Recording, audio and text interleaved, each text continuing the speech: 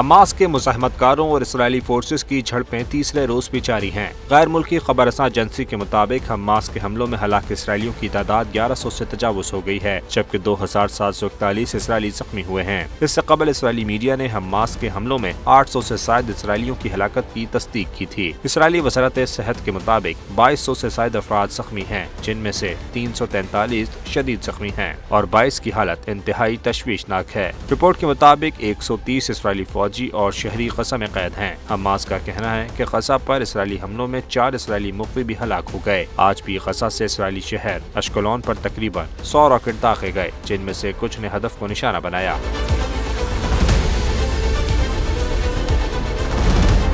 Israeli फौजी तर्जुमान ने एतराफ़ किया है कि हालात कंट्रोल करने में तवक्का से ज्यादा वक्त लग रहा है। हमास का हमला अमरीका में होने वाले 9/11 के हमले जैसा था। दूसरी जानिब इसराइल में तल अवीव समेत मुख्तलिफ इलाकों में शहरियों ने खुराक ज़ख़ीरा करना शुरू कर दी है। तुर्क मीडिया की रिपोर्ट के मुताबिक इसराइली फौज आयरन डोम सिस्टम से लैस कुछ यूनिटों को गोला बारूद फराहम नहीं कर रही। इसराइली फौज के पास गाइडेड एंटीक्राफ्ट मिसाइल महदूद तादाद में है। इसराइली फौज गजा से करीब अश्कलोन, अशदो और सुदीरात शहरों पर इसी वजह से रॉकेट हमले रोकने में नाकाम रही।